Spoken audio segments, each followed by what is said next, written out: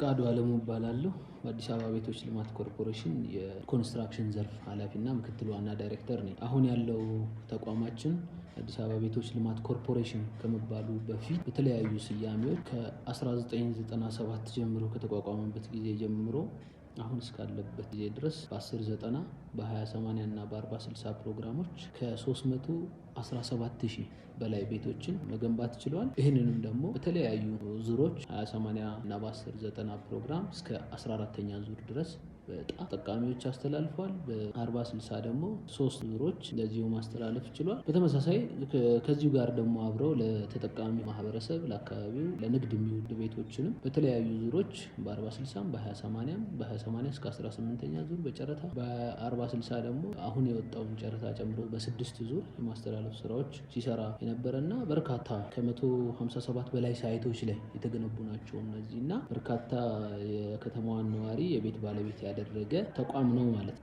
ምንድነው በግንባታ ሂደት ውስጥ ያው እንደሚታወቀው እነዚህ ቤቶች የሚገነቡት በከተማ አስተዳደሩ በጀት አይደለም። ወቅቱም ሲቋቋም ታስቦ የተቋቋመው ከንግድ ባንክ በሚገኝ የቦንድ ብድር ለመገንባት ታስበው የተጀመሩ ናቸው። በሂደት ውስጥ ከለውጡ በፊት በተለይ በሁለት መከፈል አለበት። ይሄ ነባር ግንባታ ከለውጡ በፊትና ከለውጡ በኋላ በሚል ከለውጡ በፊት ሲሰራበት የነበረው አሰራር ግብአትን ራሱ መንግስት አቅርቦ ተቋራጮች የሌበር ቤዝድ ብቻ ወይም ደግሞ ሰራተኞችን ቀጥረው የሚያሰሩበት አብዛኛውን ግብአት ደግሞ ራሱ መንግስት አቅርቦ የሚሰራበት የነበረ ስለነበረ ለበርካታ ብልሽት ለበርካታ ክስረት ከተማንም ከተማ አስተዳደሩንም መንግስትንም የዳረገ አካሄድ ነበረ።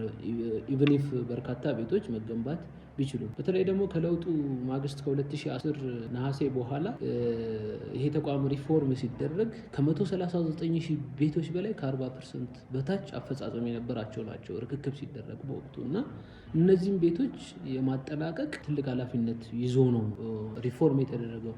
በዚህ ውስጥ እነዚህ 139,000 ቤቶች 40% መሆናቸው ብቻ አይደለም። ተቋሙ ከዚሁ ጎን ለጎን ከ56 ቢሊዮን ብር በላይ ዕዳም አብሮ ነው የተረከበው። የ139,000 ቤቶችን ማጠናቀቅ አንድ ዕዳ አለ። ሁለተኛ ደግሞ 56 ቢሊዮን ብር በላይ ደግሞ የቦንድ ብድር ዕዳ አለ። ሁለቱን አጣጥሞ መምራቱ በጣም ቻሌንጂንግ ነበር። ጎን ለጎን ብድሩን መመለስ ይጠበቃል። ጎን ለጎን ደግሞ ቤቶቹን አጠናቆ ለተጠቃሚው ወይም ለቆጣቢው ህብረተሰብ ማስተላለፍ ይጠብቅ ነበር። በከተማ በተሰጠው ልዩ ትኩረት እንደ ሀገር በተሰጠው ልዩ ትኩረት ከንግድ ባንክ ጋር ልዩ ኮሚትመንት እና ኤምኦዩ ተፈራርመን እነዚህ 139,000 ቤቶችን ለተጠቃሚዎች ሙሉ በሙሉ የማስተላለፍ ስራ ተሰርቷል እስከ 2014 ድረስ ማለት ነው። በአብዛኛው ኦልሞስት ሁሉም ሳይቶቻችን ላይ የተገነቡትን እነዚህ 139,000 ቤቶች ከሞላ ጎደል በተለይ ከመሰረተ ልማት ውጪ አንዳንዶቹ ሳይቶች ላይ ውጪ ሌሎቹን ማጠናቀቅ እና ማስተላለፍ ተችሏል ማለት ነው። በዚህ ሂደት ያጋጠመን ሜን ፕሮብሌም አንደኛ የገንዘብ አቅርቦት በጀት ቦንድ ብድር አቅርቦቱ ቻሌንጂንግ ሆኗል። ምክንያቱም ቅድም እንደገለጽኩልህ 56 ቢሊዮን መመለስ ሳትችል ተጨማሪ በጀት ማግኘቱ ቻሌንጂንግ ነው። እሱ በጣም ሰፊ ዲስከሽን ተደርጎ እስከ ገንዘብ ሚኒስቴር ድረስ ዋስትና ተወስዶ ተጨማሪ ብድሮች እንዲፈቀዱ አድርገን የመጨረስ ስራ ነው የተሰራው። ከዛ ውጪ ደግሞ እነዚህ ግንባታ ኮንትራክተሮች ሲገቡባቸው በተለይ ከዚህ ከሰሜኑ ጦርነት ጋር ተያይዞ በርካታ ኮንትራክተሮች አገር ጥለው የጠፉበት በርካታ ክፍያዎች ተወስዶ ስራዎች ሳይሰሩ የነበረበትን እንደገና የውል ሂደት የማምጣት ቻሌንጂንግ ነበር። ተቋራጮች ያልገቡባቸውን ትተው የጠፉትን እንደገና ጥሪ አድርጎ በውል አግባብ እርምጃ ወስዶ እንደ አዲስ ማስገባቱ በጣም ቻሌንጂንግ ነበር። በሂደት ውስጥ ይሄ ችግር ገጥሟል። በወቅቱ እንዳይጠናቀቅ ካረጉ ገፊ ምክንያቶች ዋነኛው ይሄ ነበረ። የአቅም ውስንነትም ስለነበረባቸው። ሌላኛውና ሶስተኛው ቅድም እንዳልኩት ግብዓት አቅርቦቱ በተቋሙ ስለነበር እሱን የመቀየር ስራ መስራት ይጠበቅብን ነበር።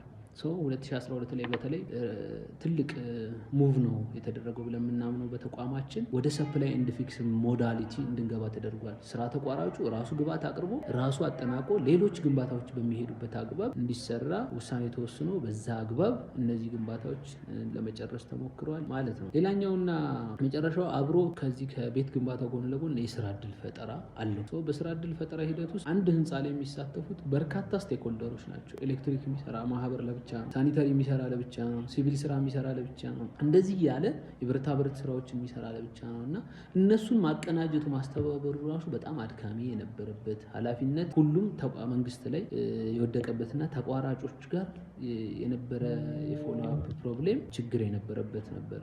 እነዚህ ሜን 4 ፕሮብሌሞች ተደማምረው ግንባታው በተያዘለት ጊዜ እንዳይጠናቀቅ በወቅቱ አድርገውት ነበር። እነዚህን ችግሮች ግን ፈተን ቅድም እንዳልኩት 139 ሺህ ቤቶችን አስተላልፈናል።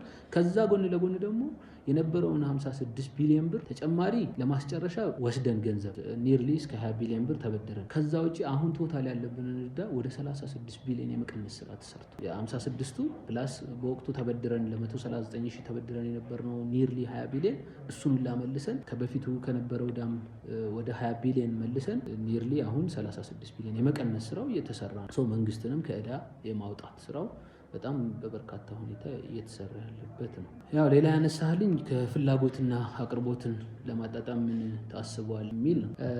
እንደተባለው ፍላጎቱና አቅርቦቱ የተመጣጠነ አይደለም። በተለይ አዲስ አበባ ከተማ ኢትዮጵያ ዋና ከተማ ነች፣ የአፍሪካ መዲና መቀመጫ ነች እና ከዚህ ጋር ተያይዞ በርካታ ከተሞቻችን ላይ እኩል የከተማ ተወዳዳሪ ከተማ ከመገንባት አኳያ ያለብን ክፍተት አብዛኛው ሰው እየፈለሰ አዲስ አበባ ላይ እንዲከማች እያደረገው ነው። ከዚህ ጋር ተያይዞ ኤቭሪ የሚመጣው ሰው ቤት ይፈልጋል፣ ማረፊያ ይፈልጋል። ስለዚህ ፍላጎቱና አቅርቦቱ ላይ እኛ ከምናቀርበው ከምንሄድበት አኳያ የተመጣጠነ አይደለም። ጥናቶችም የሚያሳዩት እሱ ነው።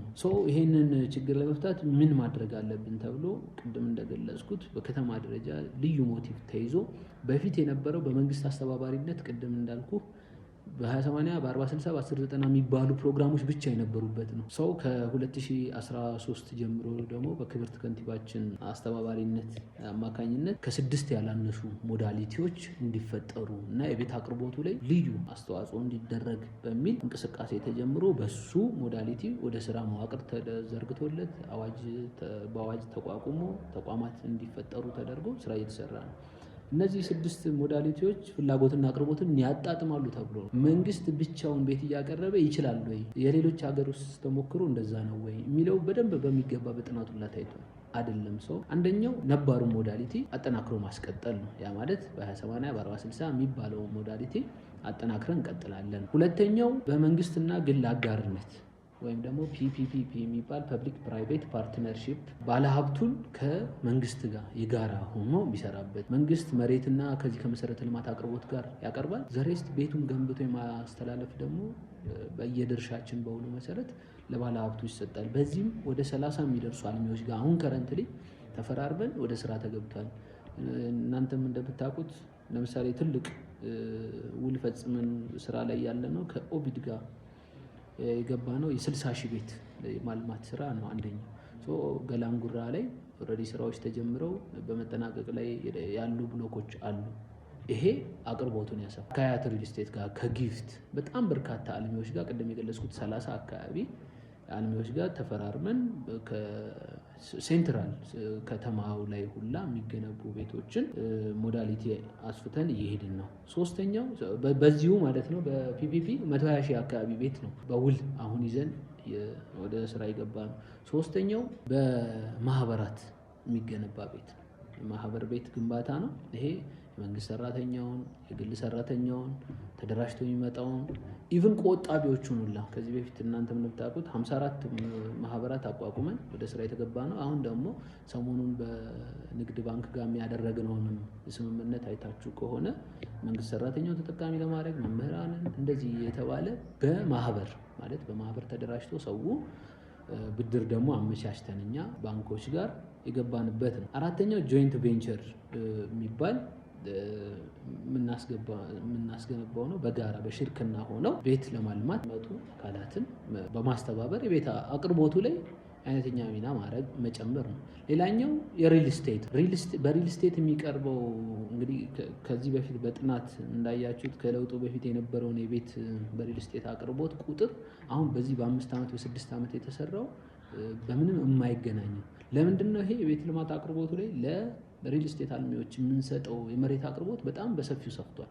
በሊዝ በጣም በዝቅተኛ ዋጋ የምንሰጠው የምናቀርበው ስለሰፋ ለምን አይነተኛ ሚና ቤት አቅርቦቱ ላይ ያቀርባሉ የሚል ስለነበረ ሌላኛው ደግሞ የግል አልሚዎች በግል አልሚ በስድስተኛ ላይ ያለው የግል አልሚዎች ለማልማት የሚፈልጉት በቤት አቅርቦት ካለ እነሱ መሬት አቅርቦቱ ኢንፍራስትራክቸር የማሟላቱን እኛ እናመቻች ቤት እየገነቡ የሚያቀርቡበትን ሁኔታ እናስፋ በሚል እነዚህ ሞዳሊቲዎች ይዘን በተለይ መንግስት ደግሞ ኢንተርፊር እያደረገ አቅርቦቱን ማሳደግ የሚያስችሉ ኢንፍራስትራክቸር እና የመሬት ለማ መሬት አቅርቦቱ ላይ አይነተኛ ትኩረት ተደርጎ የተሰራ ነው።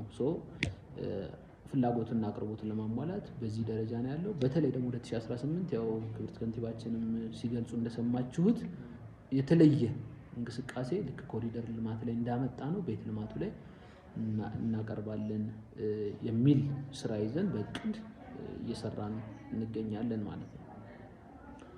ሌላኛው ከ2005 ተመዝጋቢዎች ጋር ነው የሚያነሳህልኝ።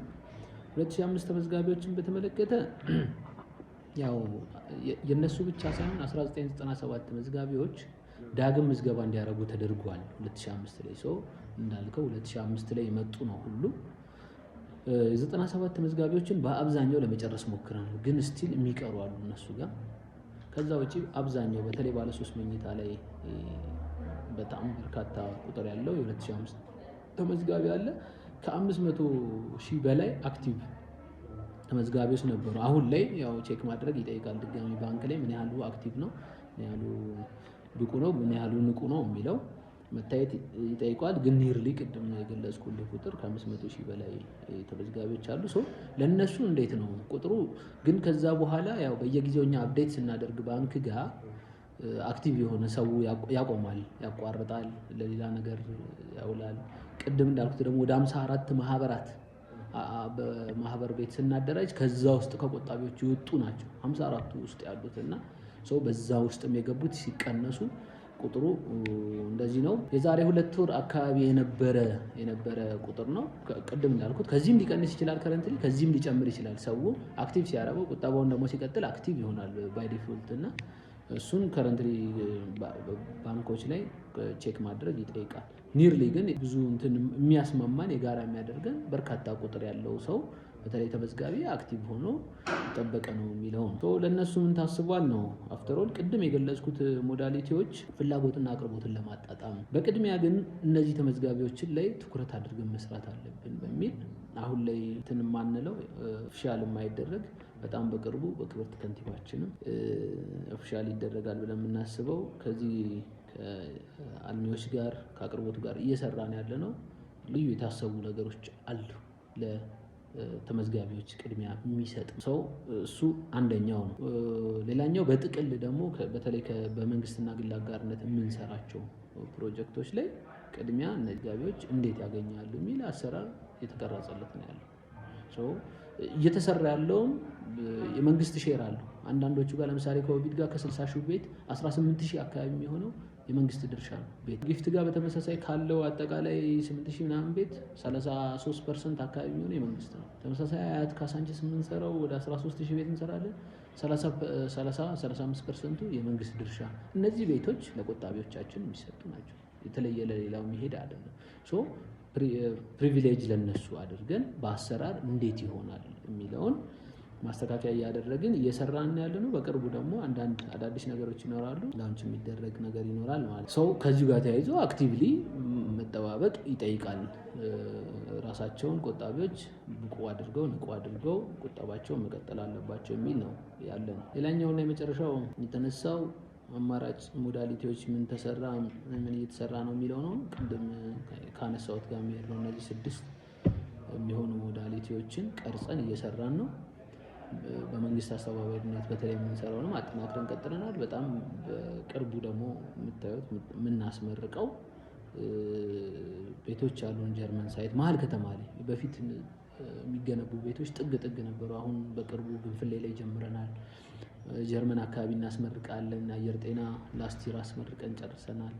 እንደዚህ ፕሮጀክቶች አሉና በልዩ ትኩረት በልዩ የፕሮጀክት ማኔጅመንት ክትትል እየሰራን ነው የምንገኘው። በጣም ባጠረ ጊዜ ዘንድሮ አሁን የምናስመርቀው የጀርመን ፕሮጀክት ከአንድ ዓመት ባነሰ ጊዜ ውስጥ G+12 እንትን ያላቸው አዳዲስ ቴክኖሎጂዎችን ተጠቅመን የ7/24 ተሰርቶ የሚጠናቀቁ ናቸውና በዚህ የህብረተሰቡን ፍላጎት ሞዳሊቲዎችን በመጠቀም ለማርካት እየሰራ ያለ ተቋም ነው ማለት ነው።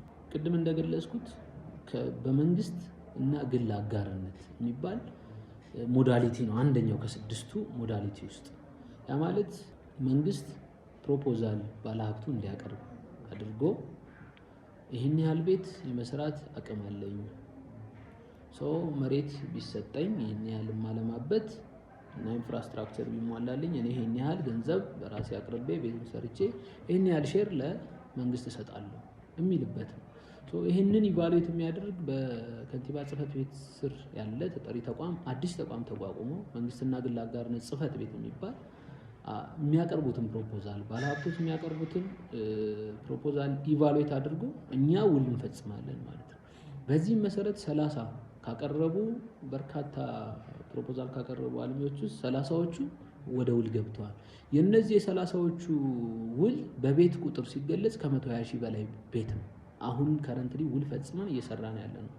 ቅድም እንደገለጽኩልህ 60 ሺህ ባይ ሀፍ የሚሆነው ኦቪድ ገላንጉራ ስራ እየተሰራ ያለበት ያው እናንተም በአካል ሄዳችሁ ማየት ብትችሉት፣ በቅርቡ ደግሞ በፌዝ የሚሰራ ስለሆነ በጣም በርካታ ነው። 60 ሺህ ማለት ቀላል አይደለም እና በቅርቡ የሚጠናቀቁም እንደዚህ ብሎኮች ያሉበት ነው። በተመሳሳይ ካሳንጂስ መሀል ከተማ አያት፣ ለጋር ላይ ጊፍት ሪል ስቴት ጋር የጀመርናቸው ፒያሳ፣ ተክለ ሃይማኖት፣ ቡልጋሪያ በጣም በርካታ ሳይቶች ላይ ከ30 አልሚዎች ጋር የ120 ሺህ ቤት ተደምሮ ነው ይሄ 120 ሺህ ቤት የመጣውና የዚህ በሚኒመም እንኳን ብንወስደው 30% የሚሆነው የመንግስት ድርሻ ነው ማለት ነው። ይሄ የቤት አቅርቦቱ ላይ አንደኛ 30% ብቻ አይደለም፣ ዘሬስት ያለውን ደግሞ ባለሀብቱ በራሱ የሚሸጠው ነው። ለቤት አቅርቦቱ ላይ ከተማው ላይ ከፍተኛ ቁጥር ነው የሚጨምረው ማለት ነው። ስለዚህ ይሄ 120 ሺህ ቤት ሞዳሊቲው እኛ በሼር የምንወስደው፣ መሰረተ ልማት መንግስት እንደ መንግስት ያቀርባል፣ መሬት የለማ መሬት በነፃ ያቀርባል፣ ባለሀብቱ ደግሞ ገንዘብ ይዞ ፋይናንሻል አቅም ይዞ ይመጣል። በጋራ የሚለማ የሚሰራ ነው ማለት ነው። ምንድነው ክሊር እንዲሆን ያው አንዳንድ እንደዚህ ሩመሮችም ጥያቄዎችም ይነሳሉ። አንደኛ መያዝ ያለበት ይሄ ተቋም ምንድን ነው የተቋቋመበት ዓላማ የሚለው አዋጁን ማየት ይጠይቃል። አዋጅ 84/2016 ላይ ክሊርሊ ተቀምጧል። በአዋጅ የሌለ ስራ አይደለም እየሰራን ያለ ነው የሚለው እንዲታይ። ሁለተኛው ደግሞ ከግንዛቤ መያዝ ያለበት በፊት በመንግስት አስተባባሪነት ከባንክ ብድር በሚገኝ ገንዘብ ብቻ ነው ቤት እየተገነባ ለቆጣቢ ብቻ ሲተላለፍ የነበረው። ያ ማለት ለዝቅተኛ ገቢ ላለው ማህበረሰብን ብቻ ኦልሞስት እነሱን ብቻ ያማከለና በተወሰነ ደረጃ መካከለኛ ገቢውን ታሳቢ ያደረገ ነው። የመካከለኛ ገቢውንና በተለይ ሃየር ላይ ያለውን የቤት አቅርቦት ፍላጎት ያለውን ደግሞ ታሳቢ ያደረገ አይደለም። እኛ ደግሞ እንደ ከተማ አስተዳደር ህብረተሰቡን ማገልገል ሜን ፎከስ ኤሪያችን ግን ዝቅተኛ ገቢ ያለው አድርገን ነው የምንሰራው።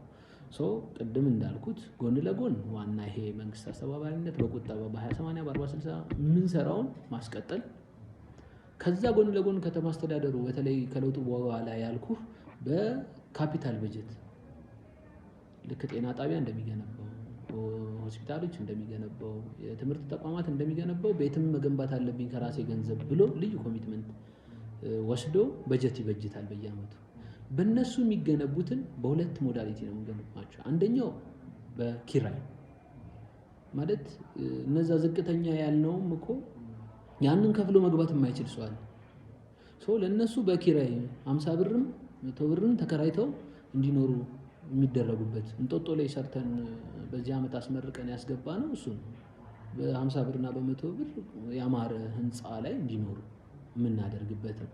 ሁለተኛው ደግሞ ከሱ እነዚህ በኪራይ የምንገነባባቸውን ገንዘብ ደግሞ ሪቮልቭ የምናደርገው ገንዘብ ያስፈልገናል።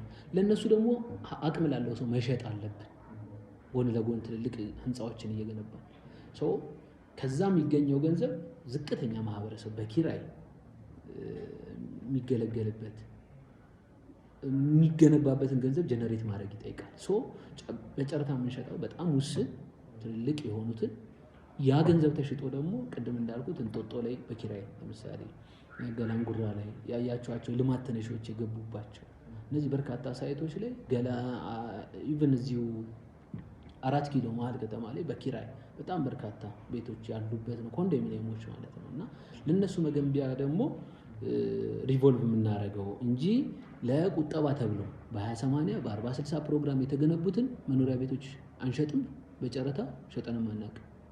ክሊር እንዲሆን ይሄ ነው ያለን ማለት። ከዛ ውጪ ግን 40/60 እና 20/80 ላይ ንግድ ቤቶችን ነው የምንሸጠው።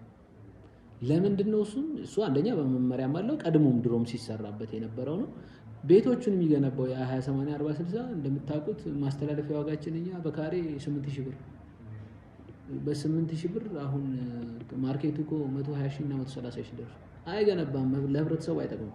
ንግድ ቤቶቹ ቢሸጡ ማገዝ ይችላል፣ ሰብሲዳይዝ ያደርጋል ተብሎ ስለታሰበ ንግድ ቤቶቹ ይሸጣሉ። ከዛ ውጭ ያለውን ግን መኖሪያ ቤቶች የምንሸጠው በካፒታል በጀት የተገነቡ ለነዋሪው በዝቅተኛ ገንዘብ መስራት የሚያስችሉ ገቢ የምናስገባበት አንደኛው ሞዳሊቲያችን ነው የሚለው በደንብ በግልጽ መያዝ አለበት። ህብረተሰቡም ማህበረሰቡን ይሄን እንዲረዳን እንፈልጋለን። ያ ምንድነው ቅድም እንዳልኩ 97 ላይ ምዝገባ የመጀመሪያው ተመዘገቡ።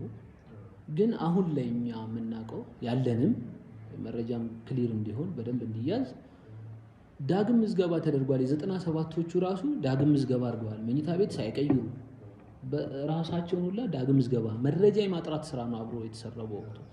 2005 ላይ አዲስ ተመዝጋቢና ዳግም ምዝገባ ነው ያደረገው። መረጃው እንደ አዲስ ተደራጅቶ የተያዘው 2005 ነው። አሁን ካነሳህልኝ ጋር ስፔሲፊክ ጉዳይ ለማንሳት በወቅቱ እድል ተከፍቶ ነበረ።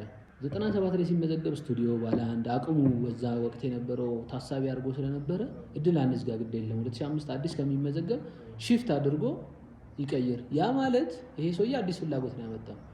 አዲስ ምዝገባ ነው የሚሆነው ማለት ነው። ከ2005 ከተመዘገቡት ጋር እንደ አዲስ ኦፖርቹኒቲውን ነው የሰጠ ነው። እዛ ተመዝግበሃል አይቻልም አላልንም። ሌላው አዲሱ ይመዝገብ አላልንም። አዲስ ሆኖ መኝታ ቤት የሚመርጥ ከሆነ ቀድሞ የተመዘገበው በአዲስ ምዝገባ ይግባ። ራሱን የሚያስገድደው ከሆነ ደግሞ ዳግም ምዝገባ። ሰፓሬትሊ የሚታዩት የ97 ተመዝጋቢ ኦልሞስት አልቆ ተወሰነ ቁጥር ነው የሚቀረን የምንላቸውም በራሳቸው 97 የተመዘገቡትን መኝታ ቤት አይነት ሳይቀይሩ የመጡት። 2005 ላይ ግን መኝታ ቤት የቀየረው አንተ አዲስ የተመዘገብከው እኩል ኦፖርቹኒቲ ነው በወቅቱ የሰጠነው። ስለዚህ ቤቶቹ ሲመጡ በእጣ የሚለዩበት ነው የሚሆነው ማለት ነው። ያ ነው ያለው። እንዳልኩ በርካታ ቁጥር አይደለም 97 ላይ የቀረው ከ3 መኝታ ውጪ ማለት ነው።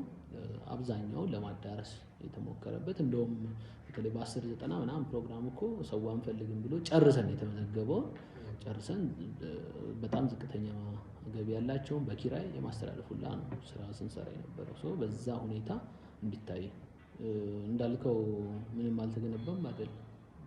በጣም በርካታ 500,000 እንዴት ነው የሚገነባው የሚል እኮ አለው እቅድ። ቅድም እንዳልኩት በሪል ስቴት ምን ያህል በማመቻቸት እኛንና መሬት የምንሰጠው መሰረተ ልማት የምናሟላው በግል አልሚ ምን ያህል በመንግስትና ግል አጋርነት ምን ያህል ቅድም እንዳልኩት ነው። በመንግስትና ግል አጋርነት ከሆነ 120,000 ቤቶች ተይዟል። አሁን የሚመረቁ በቅርቡ በመንግስትና ግል አጋርነት የምናስገነባቸው ታያላችሁ አሉ። በፌዴራል የተያዙትን ነው። በፌዴራል ደረጃ ፌዴራል ሃውሲንግ እየገነባቸው ያሉ በጣም በርካታ ቤቶች አሉ። በክልል ደረጃ ምን ያህል ቤቶች አሉ? እነሱ በሙሉ ይሄንን ጥቅልል አድርጎ ሙሉ መረጃ የሚሰጥ የሚመለከተው አካል ያው እንዳልኩ ማንሰራውን ፕሮሚስ አንገባም። በእርግጠኝነት በጣም ብዙ ለውጥ አድርገናል። የነበረውን ባክሎግ ችግሩን ላወስደን እስከሱ ነው። ያው እስከ ትላንትና ድረስ እኮ እኛ በ8,000 ብር ነው ካሬ እያስተላለፍን ያለነው። 40/60 11,000 ብር ነው እያስተላለፍን ያለነው ነው። ይሄ ማርኬቱ አሁን 1 ሚሊዮን ብር የማይሞላ 100 ምናምን ካሬ እየሰጠን ነው ማለት ነው ያለ 3 መኝታ። ነገር ግን አሁን የተነሳው ስፔሲፊክ ተረስቷል፣ ኢግኖር ተደርጓል የሚለው እሱ አይደለም ያለው። ቅድም የገለጽኩት ሞዳሊቲ እኮ አብዛኛው ለዚህ ማህበረሰብ የሚሆን የፒፒፒውን አነሳው። ለምሳሌ አንዷን ፕሮጀክት ብቻ መዘን 60,000 ቤት ኦቢድን ብንወስድ 18,000 የሚሆነው የኛ የመንግስት ድርሻ ነው ካለ ይሄ እኮ ለቆጣቢው ህብረተሰብ የሚሰጥ እየተሰራ ነው ማለት ነው። ሺፍት አደረግ ነው እንጂ የሚሰራበት ሞዳሊቲ በመንግስት ብቻ ይቻላል ወይ? ዛት ፊዚብል ሌሎች ሀገራቶች አስችለዋል ወይ? ለዛ እኮ ነው ፌል ያደረግነው። ከ97 ጀምሮ በ20 ዓመት ውስጥ የመዘገብነውን ቁጥር ለምንድን ነው ማዳረስ ያልቻልነው? መንግስት ብቻውን ገንብቶ ስለማይችል አማራጭ ሞዳሊቲዎች ያስፈልጋሉ። ሌሎች ሀገር ተሞክሮ ወስደን እሱን አጥንተን ነው ወደ ስራ የገባ ነው። ሰው ተረስቷል የሚለው ትክክል አይደለም። ቅድም እንዳልኩት ደግሞ በጣም በቅርቡ ይሄንኑ የተመዝጋቢዎችን ጥያቄ መመለስ የሚያስችል በርካታ ስራዎች እየተሰሩ ነው። ግንባታም አክቲቭሊ እየተሰራ ነው። በቅርቡ ደግሞ አናውንስ የሚደረጉ አንዳንድ ነገሮች ይኖራሉ። ሰው ጊዜውን ጠብቀው የሚሄዱ ማለት ነው። ቅድም እንዳልኩት ደግሞ አማራጭ ያስፈልጋል። በተለይ ታችኛውን ማህበረሰብ ታሳቢ ማድረግ ይጠይቀናል። ተከራይቶ መኖር እኮ ያልቻለ አለ። ለሱ ሞዳሊቲ ብንቀይር እኛ በሽያጭ ለኪራይ የምንሰጠው ለዝቅተኛ ማህበረሰብ ነው። ገንብተን ለማንም አይደለም እያስተላለፍን ያለው ለከተማው፣ እዚሁም ከተማው ላይ የሚገነባ ያንን መረዳት ይጠይቃል። ኢምበልክ ከዚህ በፊት እንደነበረው ማስ ሃውሲንግ አልተጀመረ ምናምን የሚል እንኳን አይደለም። ያው 60,000 በላይ እኮ ማስ ሃውሲንግ የለም። በዚህ ደረጃ በፊት መንግስት አስተባባሪነትም ተጀምሮ አያውቅም። ኮየ ፈጬ ነበር ትልቅ ቤት የምንለው 50,000 አካባቢ የነበረው። ከሱ የበለጠ ቁጥር ነው አሁን ገላንጉራ ላይ ያስጀመርነው። በተለያየ አማራጮች ቆጣቢውን ቅድሚያ የሚሰጥ ነው። አሁን ቆጣቢዎችን ቅድሚያ የሚሰጥ ማዕከል ያደረገ ነው ስራችን። ደን ደግሞ አዲስ ፍላጎትን ማንመዘግበው እኮ ለምንድን ነው? ቅድሚያ የቆጠብነውን እናዳርስ ነው እንጂ አሁን ባለን ጥናት እኮ ኒርሊ ከ1 ሚሊዮን በላይ አዲስ ፍላጎት አለ። ነገ ምዝገባ ብናወጣ የሚመዘገብ ግን ቀድመን እነዚህ የተመዘገቡትን የ2005ን ዳግም ምዝገባውንም አዲሱንም እናስተናግድ በሚል እየተሰራ ነው። ተስፋ የሚያስቆርጥ ነገር አይደለም ያለው። ለመጨረሻ ጊዜ እኮ 2015 መጀመሪያ አካባቢ ይመስለኛል ዕጣ ያወጣ ነው አይደል?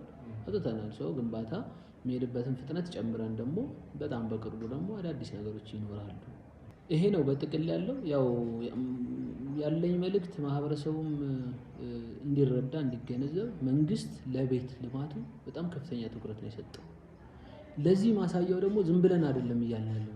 በኮሪደር ልማት የለሙ አካባቢዎች ላይ መሀል ከተማ በፊት ቤት የሚገነባው በጣም ጥግ እየተካሄደ አዳዲስ ለህብረተሰቡ ኢንፍራስትራክቸር ለማቅረብ በጣም ችግር የሆነበት፣ አሁን ግን መሀል ከተማ የተነሱ በልማት የተነሱ አካባቢዎች የተሻለ ውበት ያላቸው ቤቶች፣ ምቾት ያላቸው ቤቶች ይገንቡ ተብሎ ማህበረሰቡን እዛ ለማስገባት በርካታ ስራዎች የተሰሩ ነው። ማሳየት የምንችላቸው የተጀመሩ ፕሮጀክቶች ቅድም የገለጽኳቸው ግንፍሌ ላይ ራስ አምባ ፊት ለፊት የምንሰራው ወደ 20 ብሎክ አካባቢ ገነባ ነው። ኒርሊ ከ1000 ምናምን በላይ ቤቶች አሁን ፌዝ 1 ብለን ሀፉን ጀምረናል። ከ650 ቤት በላይ የተገነባ ነው በጣም በፍጥነት። ይሄ ለህብረተሰቡ የሚገነባ ነው። አማራጭ ሞዳሊቲዎችን ደግሞ አስፍተናል። በተለያየ መንገድ ሰው በራሱ መገንባት፣ በጋራ ሆኖ በማህበር ሆኖ በሚፈልገው ዲዛይን እንዲገነባ እሱን ሁላ ፋሲሊቲ የማመቻቸት ስራ እየሰራን መሆኑን ተገንዝቦ የሚቆጠበውን ቁጠባ አክቲቭሊ እንዲከታተል ንቁ እንዲያደርግ ቁጠባውን አጠናክሮ እንዲቀጥል እና ተስፋ የሚያስቆርጥ ሳይሆን በጣም ብዙ ተስፋ ያለው ስራ እየተሰራ ነው ያለው። በተለይ 2018 ደግሞ ትልቅ ስራ የምንሰራበት ነው። ለሱ ደግሞ አብዛኛውን ቅድመ ዝግጅት እያጠናቀቅን ያለንበት ነው የሚለው እንዲህ ያዝ መልእክት ማስተላለፍ ፈልጌ ነው። አመሰግናለሁ።